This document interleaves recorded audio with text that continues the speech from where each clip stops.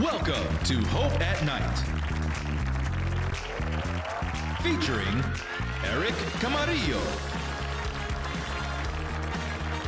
Federico Revollo. Q&A with our live audience. And host, Anil Kanda. Today's episode, Does God Have a Plan for My Life? And here's your host, Anil Kanda.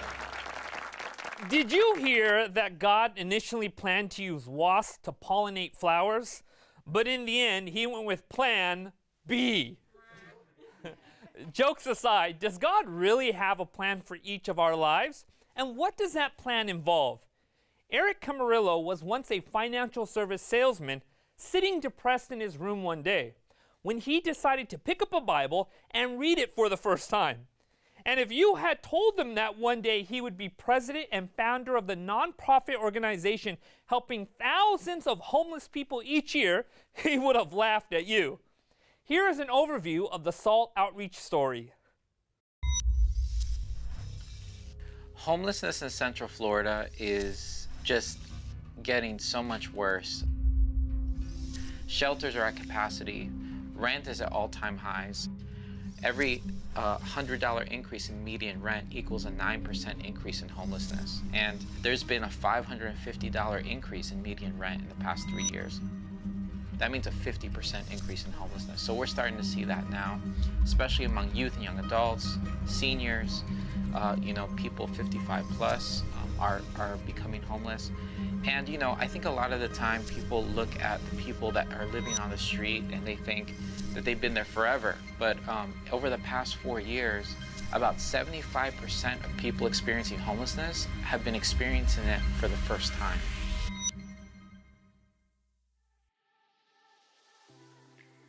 The story of SALT is a story of God using average people that have leaned on their faith and wanted to make a difference in the community among people experiencing homelessness. Before I became a Christian, I had experienced homelessness myself. I was about 20 years old. And not having access to things like a place to wash clothes, not having access to a case manager to help me understand what services were available to me and what I qualified for, and to help me navigate the system, it was really difficult. And I think as I became a Christian and started to think about how can I take this energy that I was putting into the world before into something that God can use. So we were doing breakfast. We would serve about 8 to 16 at a time. But that started growing. Together I got with some friends. We came up with some names. We took a poll, and SALT was the name that came out from Matthew 5:13, that we are the salt of the earth. So yeah, this was pretty much the OG group, 2012, 2013. So, it was a bunch of different ministries and outreaches that Eric and a few others kind of brought together. So it went from 16 to 20 to 50 to 100. We didn't have enough benches to fit the amount of people coming. I didn't realize how fulfilled I felt by something so simple. We were cooking out of restaurants. We would have hotels send us food. We'd have people bring food. We'd have churches, other organizations donate food. I kind of joke that making a peanut butter and jelly sandwich kind of changed my life. Towards the end, we were serving, I think, close to 200 on Saturday mornings. And as we continued to share food, we didn't want to just stop at food.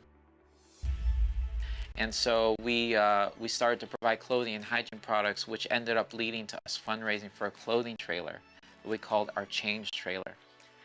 But that started growing. We didn't know it at the time, but that trailer helped inspire kind of our model moving forward in how we deliver our services by really just meeting people where they are. And then the next big milestone was our shower trailer. We found out that over half of the people we were serving were actively looking for work, but those same people hadn't showered in 3 to 7 days on average. There were some people going on job interviews that hadn't showered in 3 months. So we're like, okay, there isn't enough shower capacity in this community. There needs to be something to provide showers. And that's when we fundraised about $40,000 for our shower trailer. And now we're providing food. We started to bring in barbers to do haircuts. We're doing showers, and we're doing clothing and hygiene products.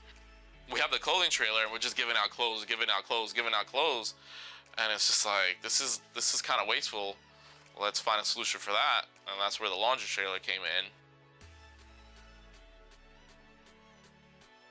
And we started to add other services like mail services. We added limited storage services, charging stations for the unsheltered. Are you already signed up for showers? But there needed to be a comprehensive drop-in center in the downtown Orlando. There needed to be a front door for people experiencing homelessness. A place where someone can come and say, I want my homelessness to end, and a case manager can guide them through that process from beginning to end. Let's really start attacking the roots of the homeless issue, and let's really try to help them on another level. Now that case management program went on that year to help 1 out of 5 people transition to shelter or housing, and 3 out of 4 take the next step toward ending their homelessness. And since then, they're on track to helping directly end homelessness for either one family or person a week, and divert people away from the system, because our system's already burdened. The story of SALT Outreach is amazing, but so is the story of Eric. We're here to find out how God used that depressed salesman to impact the lives of thousands. Please welcome to Hope at Night, Eric Camarillo.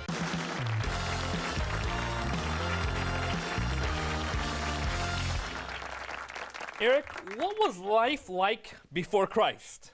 Man, before Christ, man, I tried to fill that. You know, I believe we all kind of have that God-shaped hole in our heart, you know what I mean? And so before giving my life to Christ and starting that relationship with Him, I was trying to fill the hole with so many different things. I got into video games. I placed 3rd in the world in the video game. Got from Microsoft, flew me out to Czech Republic for a tournament out there in a World War II bunker, actually. It was really interesting. Wait, so you became 3rd in the world for this particular video game? Yeah. Microsoft flew you out to a bunker? Yeah, it was an underground World War II bunker because that was the theme of the game or whatever. So it was, you know, but that I put my all into that. And then I put my all into breakdancing at one point. You know, I put my all into, we used to have a breakdancing crew. And then I put my all into, you know, just sales and trying to make money and all of these things were not filling that God-shaped hole, you know what I mean? So when I got to know who Christ was, that hole was filled, you know what I mean? And my life changed. I wasn't chasing things, you know. Did you get into trouble prior to Christ? I did actually, yeah. So I did get into trouble. I was trying to excuse absences at school because of my breakdancing crew. We'd do these competitions and we'd skip school to practice. And I ended up having 28 unexcused absences in my senior year of high school.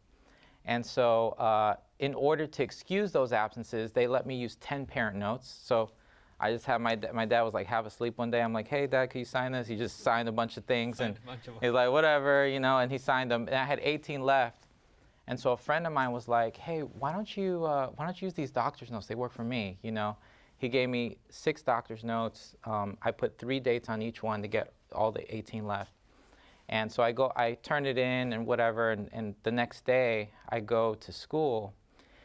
And my guidance counselor was like, hey, why don't you come to my office for a second? I'm like, okay. And then there was a policeman in there and I got arrested. I got 12 felonies on my record, 6 of forgery, 6 of fraud. It wasn't the forged checks. It wasn't like trying to get prescriptions. It was just to excuse some absences. How old were you?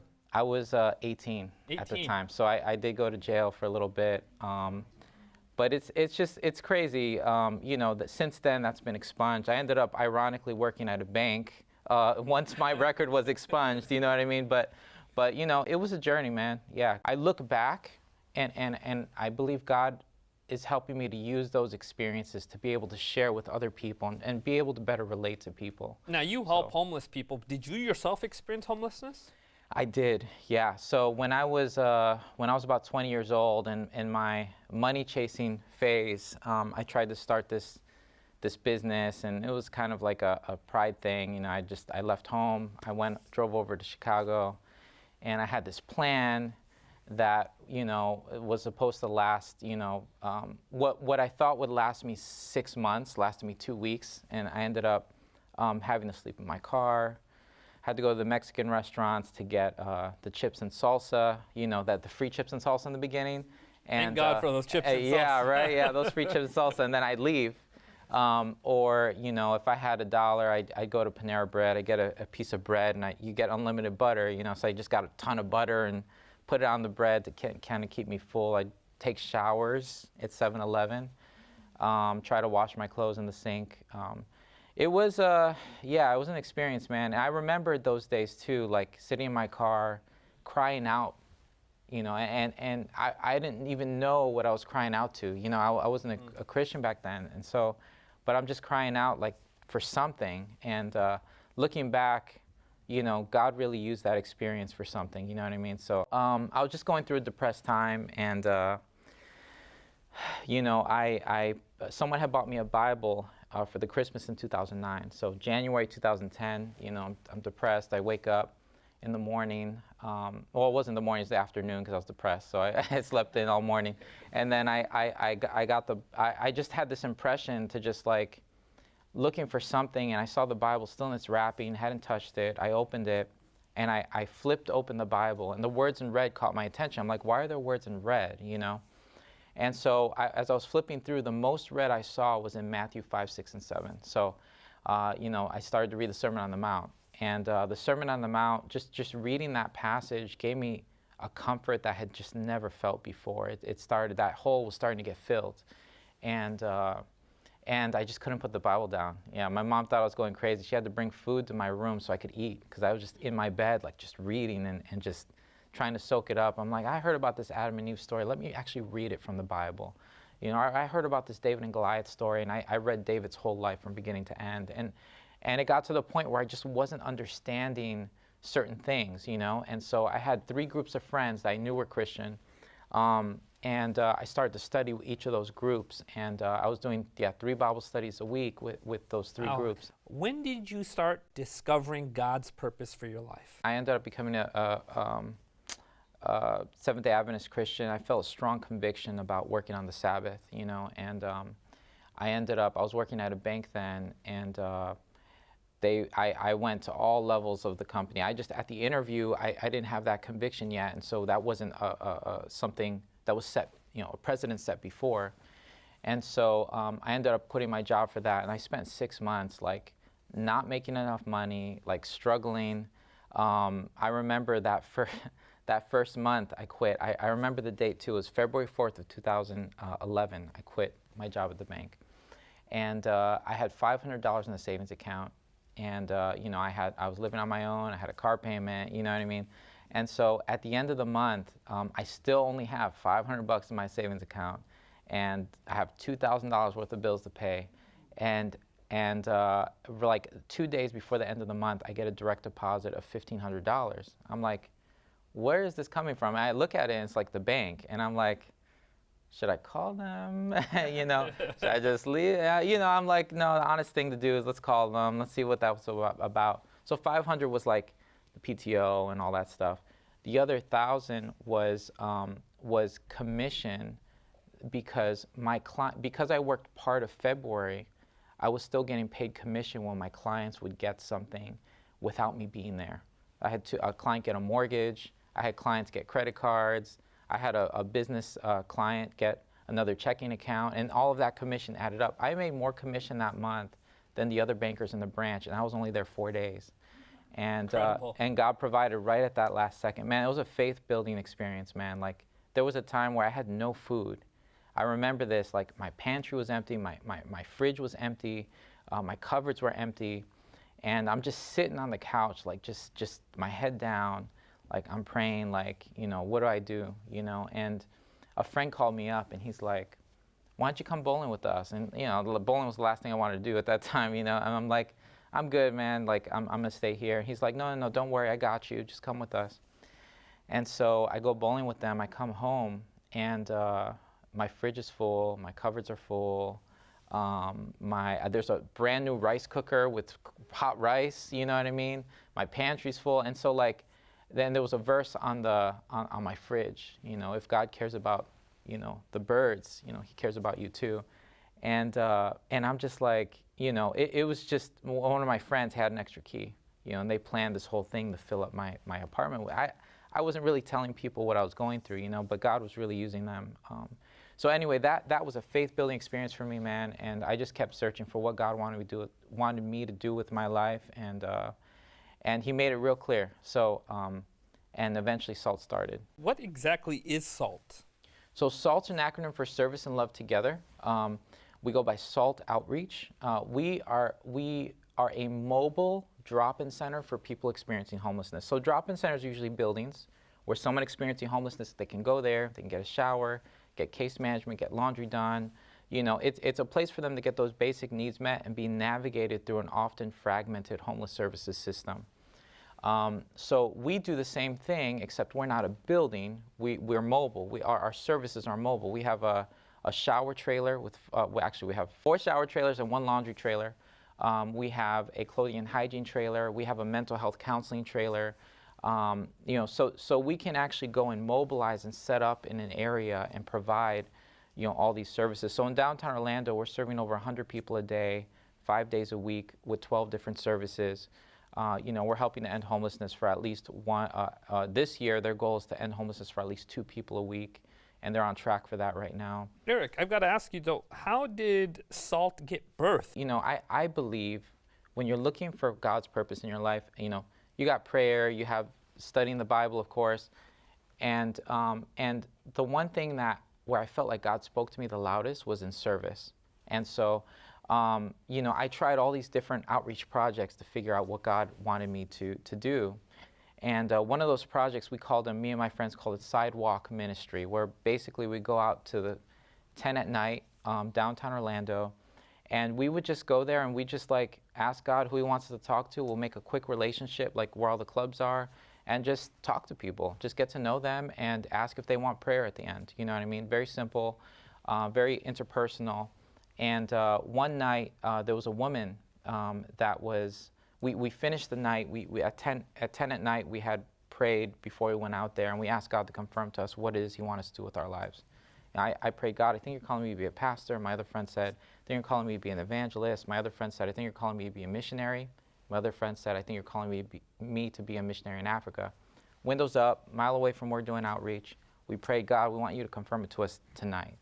And so at the end of the night, it was about 3 in the morning, and there was a homeless woman sitting on the steps, you know, and of a little place there in downtown. And she was just talking about how God's been good to her, and we walked up to her, and we didn't say a word. We're just listening to her. And all of a sudden, this is the weirdest thing, man. She just kind of stopped. She was kind of slouched over. She sits up, and she says, give me your hands, right? And so at first, I'm like, what's she going to do, like read my palm or something? You know, I'm like, what's happening here? But like I put out my hand, and then my other friend puts out his hand. She kisses the back of our hands. And then she points at me, and she says, you're called to be a pastor in the States. You're called to be a missionary in Africa. You're called to be a missionary in Africa. You're called to be an evangelist. And we're frozen.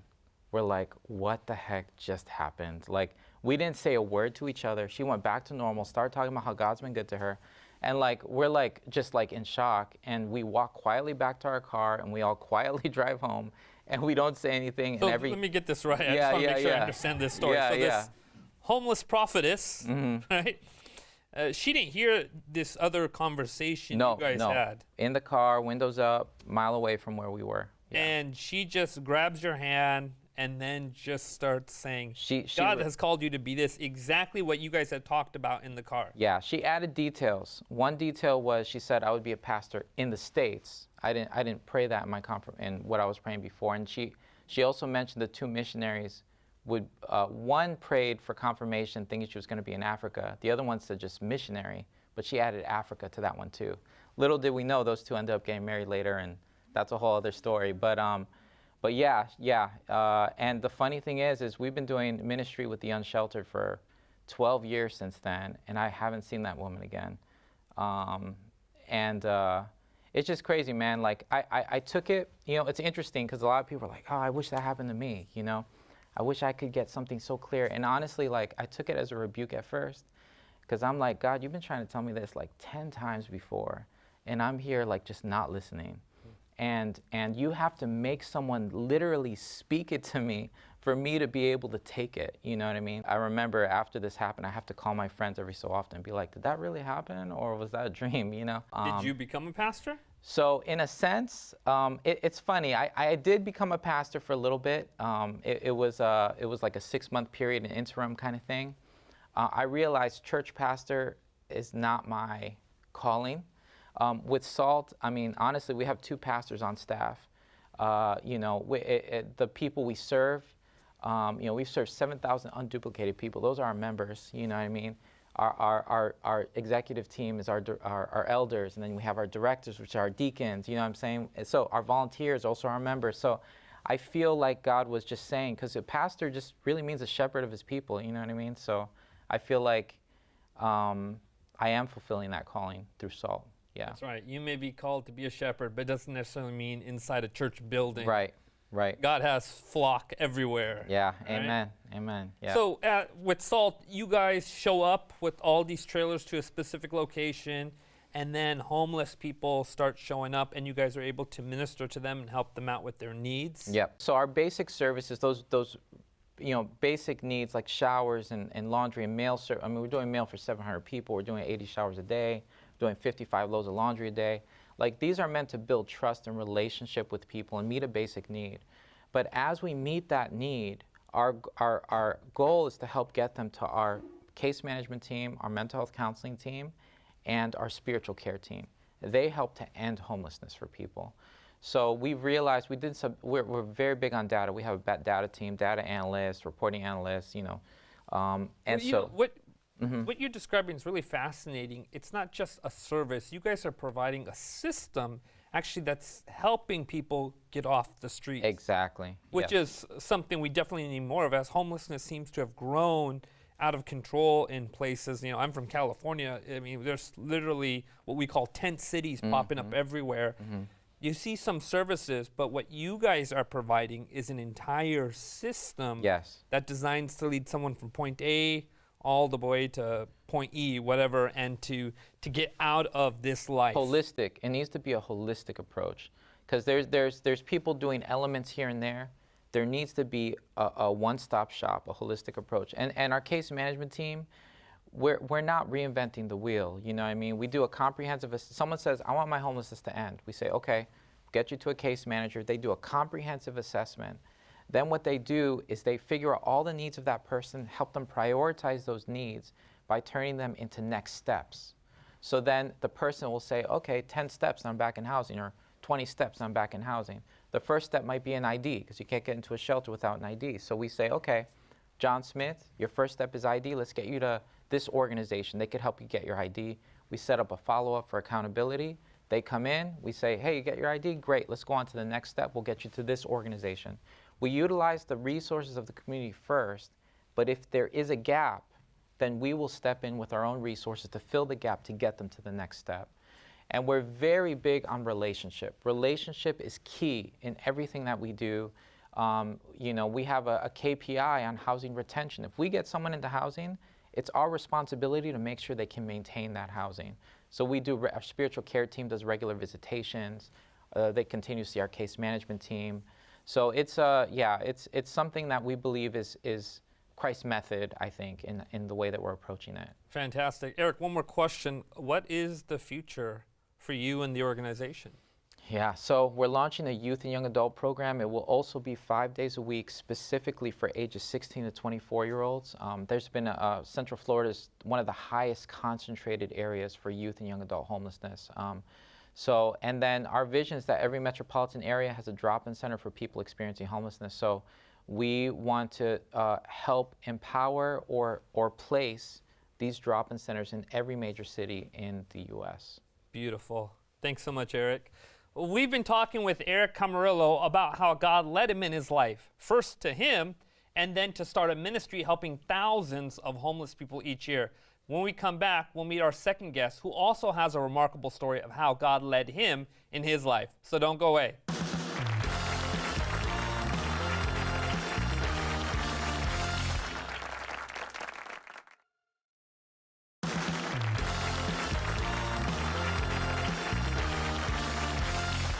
Welcome back to Hope at Night. Some of us may feel like we are the last people on earth that God would want on his team. Our next story is someone who thought that, but God had other plans. Please welcome to Hope at Night, Federico Revollo.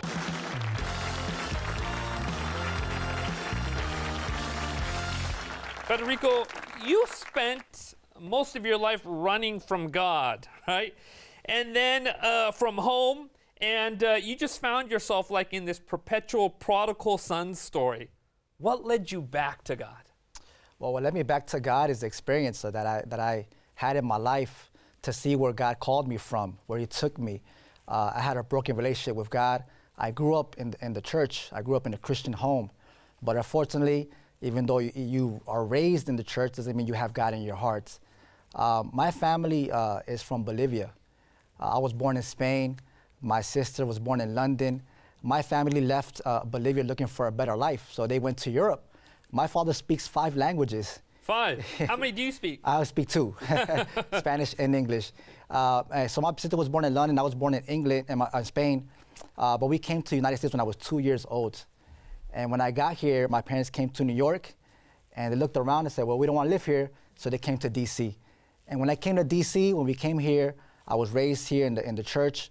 I was raised reading the Bible, singing songs, going to church, having worship. But unfortunately, when I got older, I started to do something that was really appealing to me. I like to break dance also. I was break dancing. So we got 2 break dancers here. Man, we might Maybe it's battle time for here. A demonstration. Yeah, might have to do a battle. So yes, very similar to Eric. I like to break dance, and at first I was like, this is nothing. This is very innocent. My father was like, no, we don't do that. We don't do that as a Christian home. We don't do that. But for me, it was something very, very innocent. But from there, when you give the devil an opportunity, he works. And for me, it was innocent. But then from there, it led to joining a group of smoking. And from there, it joined to a gang. Unfortunately, from there, things just got deeper and deeper and deeper. I started going the wrong way, living a wrong lifestyle. There's something when you join a gang is that you get what we call a baptism. We get jumped into the gang, and we're part of this gang. And as we're part of this gang, now I got kicked out of school. I left school, I went to night school, got kicked out of night school also. And as a Hispanic family, we come to this country trying to be better, to progress. But I was throwing away my father's dream. My father, he works in the hospital for over 40 years. He's a chef in the hospital. And as he's working as a chef in the hospital, he wakes up every day at 4 in the morning. And as I'm running away from home, as I'm stealing his car at night, I hear my father every morning at 4 in the morning praying for me. Praying for me, for his only son, for God to touch his heart. But unfortunately, things just got worse. One day, we're at a high school. This is my senior year. I got kicked out of my senior year of high school. We're at a parking lot. And all of a sudden, these guys come out of a red car, and they all take out knives. And it's just me and 2 other guys, and we're not ready for this. We got caught by surprise. And the fight breaks out, and my friend gets stabbed. And when they stab him, they get in the car and they run away. And as he's bleeding in our hands, we go straight to the hospital. And when we're in the hospital, he gets stabbed in the lungs, in his back. We don't know if he's gonna make it or not. My mom somehow appears in the hospital. I've been home, I ran away from home for like a week. I don't know how she made it there. Later on I found out, but I know God was leading throughout this. When my mom appears in the hospital and I see her and I'm shocked because she made it there, the first impression is to run. So I start running. And my mom, she's a person that never wears jeans. She don't wear tennis shoes. She has heels on. So while I'm running in the hospital, she's chasing me. And all I hear is the high heels chasing me in the hospital. So you just got into a gang fight. You're driving your wounded friend over to the hospital. But when you see your mom, that's when you're running. That's when I'm running. Got it. Okay. I'm running, and I'm running from God. That's the illustration I have. I'm running from this whole time. I was raised in a Christian home, but I'm running from God. And what I see is God doesn't give up on me. After all these years, maybe 3 years being in the gang, God didn't give up on me. He kept chasing me, kept persisting, kept looking for me. So when I ran from my mom, a security guard, my mom screaming, help me, help me, help me. So a big security guard grabs me, and he throws me on the couch. And my mom is screaming, he looks back, and as soon as he looks back, I get up and I start running again. And now I'm in the parking lot, and he's chasing me, but since I'm running fast, he stops. But my mom doesn't stop. He doesn't have any idea why he's chasing. No. Okay. No, he doesn't have, but he just knows he just stopped. Okay. But my mom didn't stop. My mom kept chasing me. And I look back, I remember looking back, and she just didn't stop. She kept saying, Federico, my son, help me, my son, my son. And when I look back, all I see is my mom's love. And that's something that I've never forgotten that, her love towards me. She didn't judge me. She didn't condemn me. For her, I was always her son. No matter what, all the mistakes I've done, and being in gangs, smoking, and all that, I'm her son. She loves me. So that started to appeal to me. That's how God loves me too. So she came. So I stopped. She came close to me, and her whole arm, she puts it in my belt buckle, my belt. She goes, "You're my son. I'm never going to leave you. I love you." And I remember that to this day. So I went home, and when I went home, I started thinking about this. A couple of days later, since this happened to my friend and this happened to a gang, some fellow gang members from Philadelphia drive down to DC. And back in the days, there was no cell phones. There was something called beepers and pagers. So I got paged, and I went to the payphone. I didn't know these guys. I just know that they were going to bring a gun down from Philadelphia, and we were going to go and get revenge. So I meet with them in the pool hall. And while we're meeting in the pool hall, the first time I meet them, we get in the car, and then a stolen vehicle. And when we go in the stolen vehicle, all of a sudden there's a police car behind us. I don't know how, but they're behind us, chasing us, or following us. And they stop us. And we're sitting on the curve now, and all of a sudden, an undercover cop comes out. He looks out at four of us, and he goes, "You, Federico, come here." He knew me by name, but how do you know me by name? And he takes me back to the station. He showed me pictures of me. They were following me for a couple of days. He knew who I was. What was I doing? They take me to my house. The house is full of police officers. They take pictures away, graffiti. And all this happens, and then I get locked up. As this is happening at the same time, I go to court. I'm in probation. I have to see an officer. When I was on probation, unfortunately, I still snuck out the house. I will sneak out around 2 in the morning from the house. I would steal my father's car, and I would go with my friends. And one particular night, around 2 in the morning, we're out there with my friends, and we're smoking. All of a sudden, I hear a loud bang, and I felt like I got shot because I couldn't breathe. I fell to the floor. I felt weak, and I felt like I was dying. My friends started laughing at me, but I felt like I was going to die. And I remember as a kid, what my parents told me, what I learned at church, what I learned at my Christian house at home, was God will listen to you no matter what. He will be there for you. So even though I was high, even though I was at that moment at 2 in the morning with my friends, I prayed.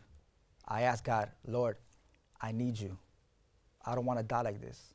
I don't want to disappoint my family. This can't be the way it ends up." And it stopped. Then the next day it happened again. It happened like 3 or 4 times a day. I couldn't breathe. I would faint on the floor. I felt weak, and I didn't know what was happening. This happened for 6 months. For 6 months, I felt sick every single day. Every single day, 3 or 4 times a day. I couldn't breathe. I felt like I was gonna die. But one night after that, after those 6 months, during those 6 months, I felt like, "Lord, God, I don't know you like I should, but take my life away. I don't want to live like this. This is too much. This is too much. But if you have a plan for me, I want to get baptized." So I remember a long time ago, the pastor said, "Federico, whenever you need me, call me." So I took it literally. It was 3 in the morning, so I called him at 3 in the morning. And he came to my house at 3:30 in the morning. Wow, that's incredible. The pastor came to my house at 3:30 in the morning. And I said, "Pastor, well, thank you for coming. I want to get baptized this Sabbath." "This Sabbath," he says. "Yes, this Sabbath." He said, "Okay, let's do it." And I appreciate the pastor because he didn't judge me. You know, the way I would look, my style, the way I had the tattoos and everything. He didn't condemn me. He said, "Okay, let's do it." And the Sabbath came, My parents on the front row, they're crying. The church is there. There's the church I grew up in, the church that I left, that I abandoned. And where I'm in the baptism pool, the pastor hugs me. He goes, Federico, we're happy you're here. You're a miracle. And the whole church has been praying for you for 6 months. And I said, hold up, 6 months? But I've been sick for 6 months. And you've been praying for 6 months. Could it be that God permitted this sickness for 6 months so I can change my life? Be careful of the prayers of godly people. Yes, be careful what you pray for, because God will respond. And I learned God answers prayers. That's incredible. He'll answer prayers. So when I got baptized that day, the sickness went away immediately. No issues since then. No issues since then. It went away immediately. After that, I still had to go to court. That didn't stop. I still had to go to court. So when I went to court, they said, we want to convict you as an adult.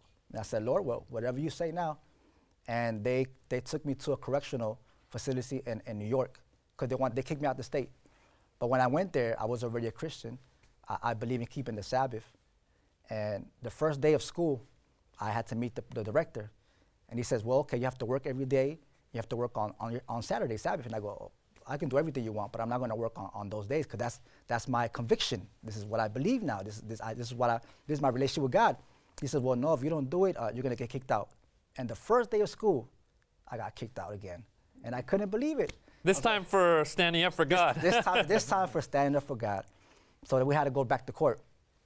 And my parents, they have a lawyer. And they said, well, we have another school. It's a good school, Christian school, correction school, not correction school, but a good school he can go to. It's not in Maryland, it's in Virginia. And they said, where is it? In Newmarket, Virginia. It's called Shenandoah Valley Academy. And I ended up going to there. And the judge says, okay, no matter what, as long as he's not in Maryland, he's okay. So I ended up going to Shenandoah Valley Academy my senior year, because I got kicked out. I repeated my senior year. It was the first time in the school where we opened with prayer.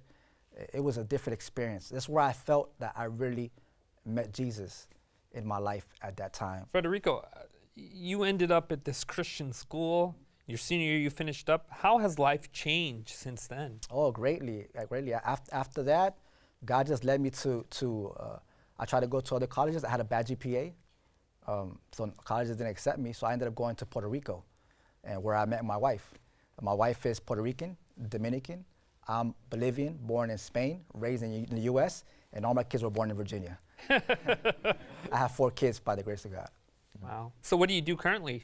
I became a pastor. I'm sure you're able to share your story and use that experience to help other people. Yes, definitely. I work with a lot of youth. It's natural to share your story with them, to understand where they're at, what they feel, from breakdancing to gangs to living a lifestyle that you shouldn't live.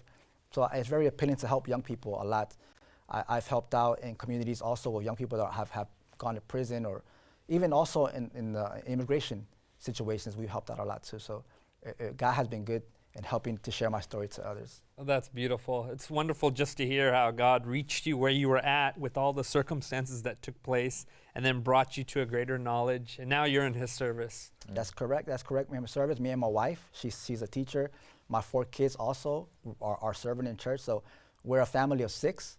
And God has been good to this point. Everything He has done, I see Him changing in my life, working to this day. I don't think He's done with me yet. I think He still has a lot to work in me, but I really appreciate God's grace in my life. And what I receive from God, I want to give to others. So serving others is a passion I have, helping young people, helping families, helping marriages, helping people that have been, that need Jesus in their lives. That's a passion I have, because that's what He did for me. Federico, what would you say to somebody who says, how do I understand God's plan for my life? I think it's a process. I think when God has a plan for you, sometimes it will reveal to you in different ways. So your life experience, God speaks to you in different experiences in your life. Sometimes through someone, through a person, through someone you don't even know, through a family member, through education, through a song, to different ways. God can speak to you in different ways to show you what His plan is. That's beautiful. Thanks so much for sharing with us. We've been talking with Federico on how God had a plan for his life. After the break, we'll see what questions our studio audience has for our guests, so don't go away.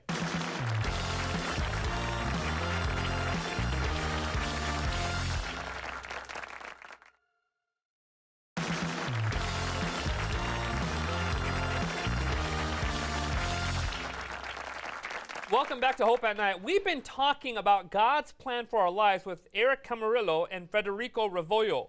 But right now, I'd like to turn to our studio audience to see what questions they have for our guests. We have any questions? Right over there. Hey there. Eric, thank you so much for coming in and sharing about SALT. This seems like a wonderful, beautiful program aimed at something that's doing real good. My question is if you had any sort of philosophical or cultural influences with the organization or the values that SALT has. The name SALT really came from Matthew 5:13, so we are salt of the earth. And in order for salt to be able to make a difference, it has to be mingled with that thing, right? It needs to be intimately mingled. And so that's why building relationship with the people we serve is core to everything that we do. We also believe that was Christ's method, created genuine relationships with people. He met their needs. He won their confidence. And then he bid them later, come follow me. And so really trying to follow Christ's method of how he would do things, is kind of what inspires us to do what we do and how we do it. And the Bible's something, there are times in leadership meetings where how do we tackle this? And someone busts out a Bible and we start talking about it, you know what I mean? So we definitely want God to lead us in everything we're doing, so yeah. Great. Any other questions? Right over there. How do we know God's plan for us when we are faced with conflicting paths in life? Yeah, I think God will reveal himself in different ways, in many ways. One of the things that I have experienced when I want to know God's will or plan is when you make a decision, you'll have peace. So it's important to ask God to help you to make a decision, and if you make it, you'll have peace in your heart when you make that decision. If you don't have peace, I don't think God is going to be working in that decision. So I think God will lead you to that decision through people, through experiences, through situations. And when you make that decision, you'll know you have peace in your heart. And if you have peace, that'll be God's will working in your life. Great. Eric, would you like to add to that? As far as finding your purpose and how do you know when you found God's purpose, right? So I think definitely, I totally agree with everything he said. I think making sure that you're seeking him, you're in the Word, hearing his voice, you're speaking to him through prayer. And honestly, like I mentioned before, service he's spoken the loudest to me when I'm serving, when I'm helping other people. And, he says, if you've done it to the least of these, you've done it to me, right? So that's him in this thing. So yeah, I don't know. I think that's definitely an element as well. So great. Any other questions? Right over there. Hi, yes. We took a homeless woman into our house this winter. We live in Maryland, and I was just wondering if you had any advice on how to get her into her own home, and if you have any facilities here now in the state of Maryland. I don't know the whole situation, so I don't know if she's able to work or if she's on disability or if there's any income or not. But I think giving a defined timeline is very important, not just for that person, but for your family.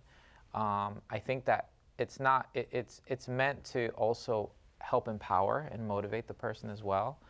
And then I think connecting with an organization, we're not in this area right yet, one day, but we're not in this area yet.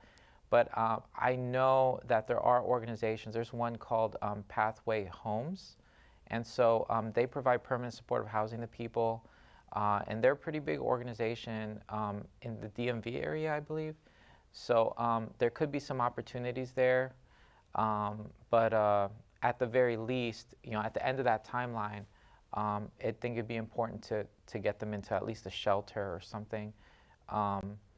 It can be a lot on family, because someone experiencing homelessness, there's so much need, there's lots of trauma. Not just maybe trauma that led to their experience in homelessness, but also maybe trauma they experienced while they were on the street. So finding an organization that could help support you in that's going to be really important. So, Eric, where do you go to find those organizations? So the first line would be going to calling 211 in your area. They have a list of organizations. 211? 211. Okay. And so wherever you are, based on your zip code, you'll get connected to that center, and you could just explain the situation. They can give you a list. Otherwise, you can call your local, they call them continuums of care. and they go by different names, but every region in the U.S. has a continuum of care. This is a lead agency that's over homelessness in that county or group of counties. So they have organizations they give funding to that are kind of member organizations that serve people experiencing homelessness. So finding that local continuum of care could be a really good guide in helping to get you to the right place too. Great, very practical advice. Thank you. Any other questions? Right over there. Hi, this question's for Eric. I was wondering if you have any success stories regarding helping someone who's experiencing homelessness find God, or maybe helping someone who's experienced homelessness decide they want to take the next steps to, fix their issues. Yeah, man, we have so many stories. There's one that, so I'll mention this one. We actually have a video of him going through our services on our website and stuff, but he's a younger guy. He's like in his early 30s. He'd been experiencing homelessness for 2 years when we met him, and this was like mid-2022. And he comes to us, he gets some basic services like showers, gets some mail, hygiene products, but then he starts to attend our group Bible studies. Our two spiritual care team members, they do group Bible studies 4 days a week, and people are free to join or not join. He decided to join that. And eventually he wanted to get one-on-one Bible studies, so they started doing that with him and teaching him the Bible. Eventually he started to see our case management team. I think one thing our spiritual care team definitely God uses them to do is to revive hope again, that they can actually get off the street. They have someone in their corner that's supporting them. And so he ended up seeing our case management. He got moved into housing the end of that year, in the end of December. He had found a job. And then in February of 2023, he called us up and he's like, man, you won't believe it, I got promoted, my job, I have 2 people under me now. And he actually spoke at our gala in April of that year, kind of sharing his story. But so many stories, people giving up addiction, eventually getting into housing. We have people that just, they're on fixed incomes. They're seniors on fixed incomes. They can't afford rent. And so they end up experiencing homelessness, and they end up getting, we end up getting them housed in a few months as well. So there's definitely a lot of stories. It's encouraging, but there's a lot more stories of people that aren't able to get the help because the resources aren't there because it's growing so rapidly. So I can imagine the challenges, especially with those who struggle with mental health issues or drug addictions, dealing with inconsistencies. That's a challenge as you guys have set up this process. Yeah. Requires patience, I assume. Yeah. About 25, according to Housing and Urban Development, about 25% of people experiencing homelessness have a severe mental illness or addiction. But in the last 4 years in Central Florida, 75% of everyone they surveyed that was experiencing homelessness, everyone they counted, were experiencing it for the first time. So we're seeing a lot of first-timers, single moms, youth, seniors. I'm sure it's everywhere, but I know for sure in Central Florida it's been rising. So, yeah. Any other questions? Right over there. This question is basically for both of you. You've both experienced gang life. What advice do you have for someone who wants to escape the gang life of today? Yeah, I think it's always important to have support. If you can have support from your family, support from a community. Like in my experience, it was my community, my church community that supported me a lot. They were there for me. They didn't judge me. They helped me out when I needed it. If you also have an opportunity to leave, in my experience, I was kicked out the state. Then I went to Puerto Rico, which is another island completely far. So leaving, if you have the opportunity to do so. At the same time, there's resources in the community that can help you out also. Agencies that also help out, and maybe also go back to school. But at the same time, in my personal life, what helped me out completely was getting to know God. I think changing my life, changing my thoughts, changing my habits, changing my mind, my perspective in life. I wanted to change. I want to change my situation in my life. So prayer helped me out a lot. The church was praying for me, and that sickness that I got was through what God permitted for me to be changed. But I think prayer, family, community, and be able to start somewhere new will help out a lot. And what you're describing is the internal change led to the external changes versus Correct. the other way around. Oftentimes we're thinking external solutions, but the solution needs to start within, which you experience. Yes, because you can't help someone that doesn't want it. So if someone wants it internally, it's going to happen naturally, externally also. That's right. That's the first step, Yes, right? correct. Yeah. How about you, Eric? Anything you'd add to that? Yeah, I think that was said beautifully. I wasn't actually like in a gang. I was in a breakdancing crew, but I mean, sometimes, you know, they go hand in hand, you know what I mean? But yeah, personally, I think at the end of the day, too, community is a big part of it. People find community and things like that. I think if you can help them find another community as well that they can feel attached to, you know, and a lot of really great communities are churches, right? Or different, you know, ministries and things like that. So that's always a positive. And I'll add also, from what Eric says, also about community in some Hispanic culture, about gangs. Once you give your life to Jesus, some gangs, not all, respect that. Maybe the only way out besides that is Jesus for many gangs, Hispanic mostly. Interesting. Any other questions? Right there. Hi. Where do you get your funding for the various projects you have going for the homeless? Yeah, so the past 2 years, we've raised about 2.9 million, somewhere in that range. We started real small. Like, I remember in 2016, we raised like $4,000, so it's like huge difference. But we get about $1 million from like in-kind donations. So that's the community donating hygiene products, community donating clothing, donating services, you know, professional services, things like that. We get government funding as well. So that's probably a good like maybe 25% of our funding. Local government like the city of Orlando, the county, you know, things like that. And then the rest of it is just private donors, foundations. We've been getting a lot of corporation support recently, so different corporations. You know, this begs a question, which is for a person who's maybe, you know, doesn't have the resources that SALT has, for someone that doesn't have the organization or a ministry at a church that reaches out to homeless or to gangs, what can the individual do who comes into contact once in a while with people? What would be the most effective thing they can do? So I think like you're talking about, like if someone they bump into someone experiencing homelessness, what's the most effective thing? So I always recommend to not give money, and that's my recommendation. I'd say that if they're looking for food, try and buy them a meal. You know, if they're looking for something specific, try and get that item for them directly. And instead, whatever money you felt impressed to give it to a nearby organization that serves the homeless population, because your money will actually go further that way than giving it to someone directly. Now, if you feel impressed, you know, give money. You know, it's up to you. But that's kind of what my recommendation is. And then if you want to help more, volunteer with a nearby organization. You know, become a recurring donor. You know, a lot of organizations got a lot of COVID funding, and now that COVID's over, not over, but COVID funding's over, a lot of, like us, this year we're seeing a $600,000 funding gap. So a lot of organizations are seeing that besides us. Federico, what would you say? I think it's always important, in my experience, it's always important to help out when you can. In our church, we see people that struggle to the same situation of homelessness, and we try to help out, try to provide homes, connect them to agencies. We pray for them.